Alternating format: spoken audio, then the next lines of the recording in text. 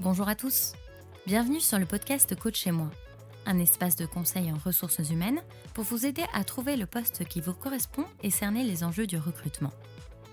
E-réputation, soft skills, stratégie de recherche, handicap et emploi, reconversion professionnelle, retrouvez toutes ces thématiques et bien d'autres sur Coach chez moi. Je suis Camille, votre hôte sur ce podcast. J'évolue chez LHH Recruitment Solutions, cabinet de recrutement et accompagnement d'experts, de cadres et de dirigeants. Parce que chez LHH Recruitment Solutions, nous savons que le monde du travail change rapidement, nous vous livrons dans ce podcast les conseils pour vous aider à construire la vie professionnelle qui vous ressemble, et ce tout au long de votre carrière. Vous êtes prêts pour entrer dans le monde de DRH ? C'est parti ! Bienvenue dans ce 3e épisode de Coach chez moi.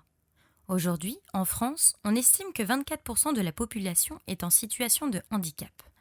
Cela représente 12 millions de Français, dont près de 3 millions qui sont en âge de travailler. L'association Emploi et Handicap apparaît donc comme un sujet sur lequel il est essentiel de se pencher.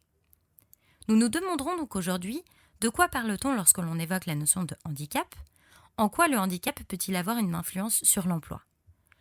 Après avoir écouté ce podcast, agrémenté des conseils de nos consultants, vous saurez ce que signifie la notion RQTH, s'il existe ou non des postes réservés aux personnes en situation de handicap, mais aussi s'il est conseillé d'aborder sa situation en postulant. Des sujets strictement encadrés par la loi et qu'il est toujours bon d'avoir en tête, pour connaître vos droits et peut-être bénéficier de compensations sur votre poste. Bonne écoute!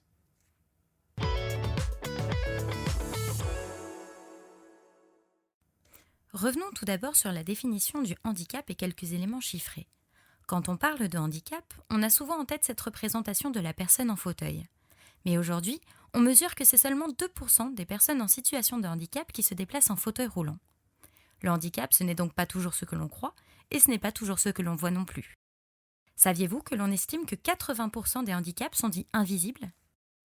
Car le handicap, c'est pour 45% des maladies invalidantes ou chroniques, telles que le diabète, les maladies cardiovasculaires, cancer, asthme, sclérose en plaques, épilepsie, maladies digestives, hyperthyroïdie, pour 20% des troubles psychiques, dépression chronique, TOC, bipolarité, pour 15% des troubles cognitifs et des déficiences mentales, tous les troubles en 10, dyslexie, dyspraxie, dyscalculie, mais aussi les séquelles dues à une tumeur au cerveau ou un AVC par exemple, pour 16% des déficiences motrices, les hernies discales, rhumatisme, arthrose, lombalgie, TMS, et 4% des déficiences sensorielles, auditives ou visuelles.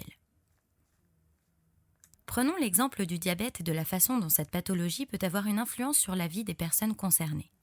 Élise Matulin, chargée de mission handicap et diversité chez The Adecco Group, nous explique cela. En effet, une personne diabétique peut tout à fait être reconnue en situation de handicap, puisqu'on sait que le diabète va avoir des impacts sur la vie quotidienne des personnes et aussi dans l'emploi. Par exemple, on va avoir besoin de contrôler régulièrement son insuline, on va avoir besoin parfois de faire des injections, mais il y a aussi toutes les conséquences de la pathologie. On sait que le diabète peut avoir diverses conséquences. Donc, à partir du moment où ça a un impact sur le poste de travail, en effet, on peut être reconnu en situation de handicap. Par ailleurs, on imagine souvent que le handicap est natif. En réalité, on estime aujourd'hui que seuls 15% des personnes handicapées le sont depuis leur naissance ou avant leurs 16 ans. L'apparition de la situation de handicap peut être liée à un accident ou des pathologies telles que le cancer, la maladie de Crohn ou les scléroses en plaques. Car finalement, c'est l'interaction entre les difficultés liées à l'état de santé et l'environnement qui va donner lieu à la situation de handicap. Le handicap au travail est donc lié au poste que l'on occupe et aux besoins de compensation qu'il peut entraîner. Dernier chiffre. On estime qu'une personne sur 2 sera atteinte par le handicap au cours de sa vie, de manière ponctuelle ou définitive. Mais cette situation peut être réversible. On peut donc être reconnu en situation de handicap à un moment de sa carrière professionnelle et ne plus l'être par la suite.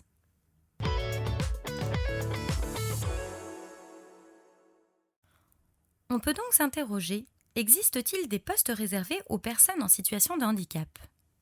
La loi apporte une réponse claire à cette question. Non, il n'y a pas de poste réservé pour les personnes en situation de handicap.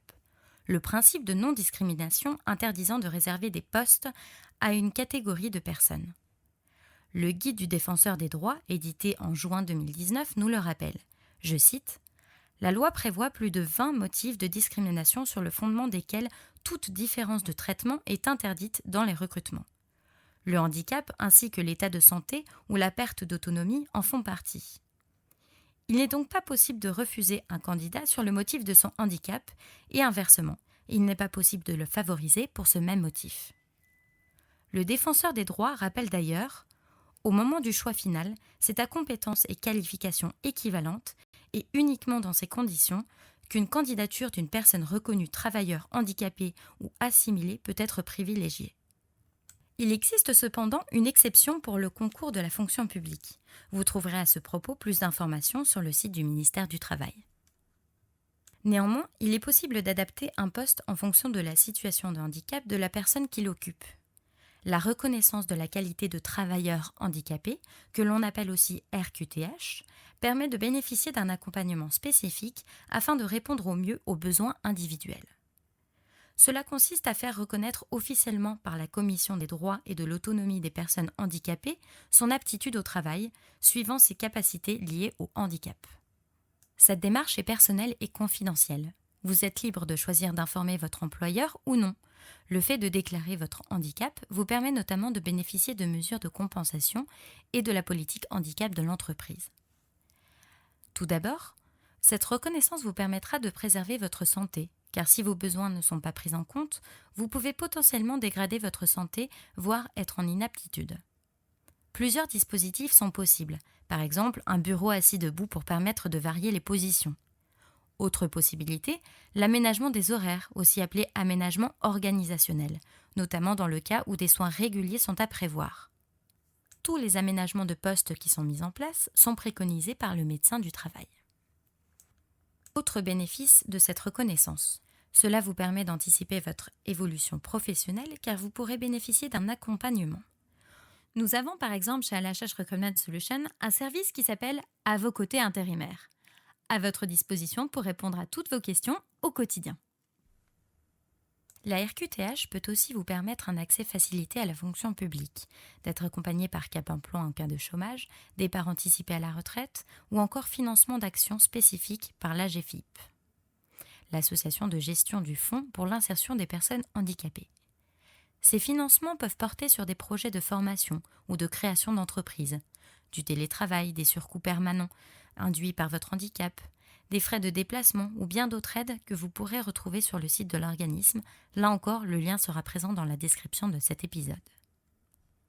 Pour demander une RQTH, il faut être âgé d'au moins 16 ans, être en emploi, y compris en alternance, et envoyer un dossier à votre maison départementale des personnes handicapées.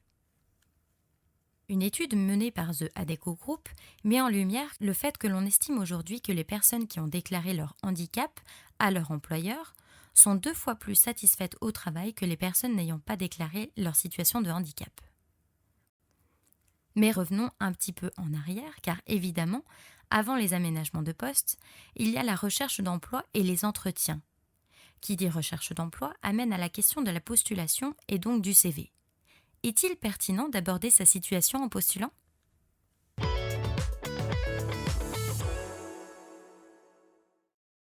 Élise Matulin, chargée de mission handicap et diversité chez The ADECO Group, nous répond. En fait, déjà, ce qu'il faut rappeler, c'est que c'est à votre initiative. Vous n'avez aucune obligation de parler de votre situation de handicap à votre employeur. Nous, ce qu'on peut vous conseiller, c'est d'abord, avant l'entretien, de vous renseigner sur la politique handicap de l'entreprise dans laquelle vous postulez.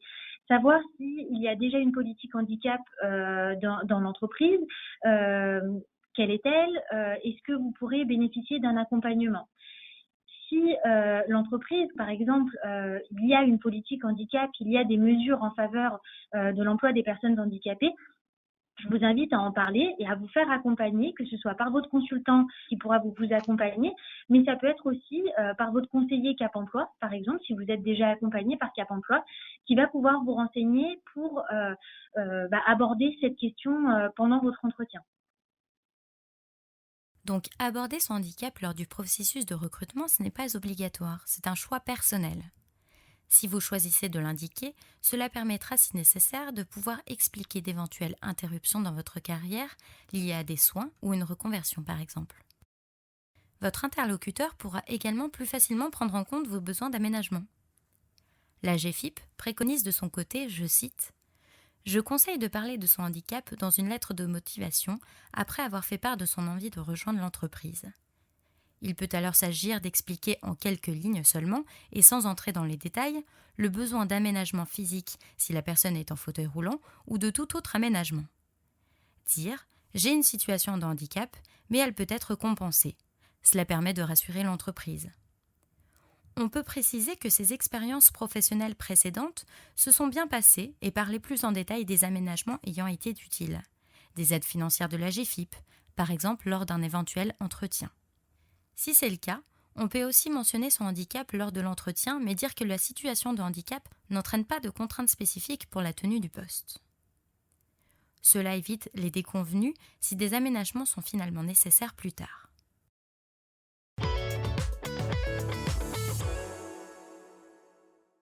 Pour élargir cette question à l'entretien, ayez bien en tête que c'est vous qui choisissez là encore si vous souhaitez en parler. Par ailleurs, le Code du travail indique que les informations demandées sous quelque forme que ce soit au candidat à un emploi ne peuvent avoir comme finalité que d'apprécier sa capacité à occuper l'emploi proposé ou ses aptitudes professionnelles. Lors de l'entretien, votre handicap n'est pas le sujet, car le handicap n'est pas une compétence, ce n'est pas non plus une incompétence. C'est une situation qui peut entraîner un besoin, une compensation. Misez donc sur vos compétences, car si vous êtes en entretien, c'est que l'intérêt du recruteur porte sur votre parcours professionnel, votre savoir-faire. Cependant, en parler sans entrer dans les détails, parler de votre pathologie, peut permettre d'expliquer quelles sont vos contraintes. Par exemple, j'ai une hernie discale et la position assise prolongée m'est inconfortable. Ou bien, je suis diabétique et donc je vais faire des pauses régulières pour contrôler mon taux de glycémie et me faire des injections. Cela permet finalement de clarifier les choses, parfois lever un tabou, et éviter que certains comportements puissent être mal interprétés dans votre entreprise. Et surtout, cela induit que votre handicap sera mieux pris en compte. Si vous abordez votre handicap, ne soyez pas négatif en vous focalisant sur ce que vous ne pouvez pas faire. Au contraire, expliquez en quoi cela vous a contraint à développer d'autres aptitudes ou compétences qui peuvent être éclairantes dans votre poste aujourd'hui.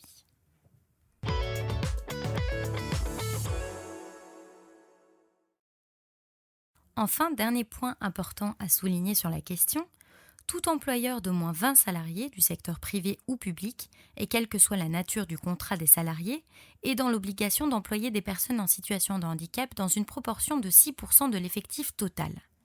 La GFIP observe par ailleurs dans son rapport publié en juin 2020 que 80% des établissements emploient au moins un travailleur handicapé.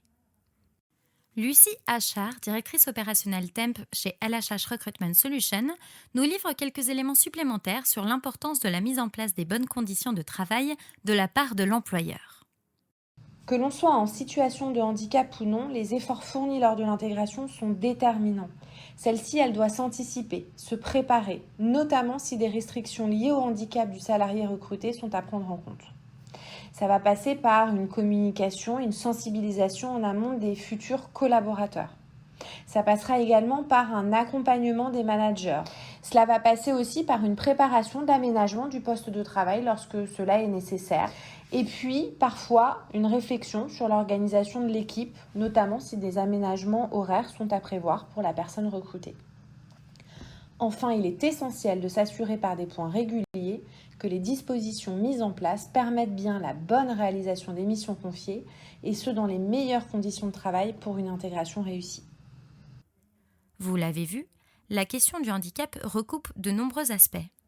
Ce que l'on désigne comme un handicap, comment l'aborder, comment le faire reconnaître, de nombreuses ressources sont à votre disposition, et pour être accompagné, n'hésitez pas à contacter nos équipes à l'adresse avoscotéintérimaires@adeco.fr. À très vite pour de nouveaux éclairages. Merci à tous pour votre écoute. Nous espérons que ce contenu vous a plu. N'hésitez pas à partager ce podcast à votre entourage et à nous faire parvenir vos commentaires, ressentis et expériences sur le sujet sur nos réseaux sociaux.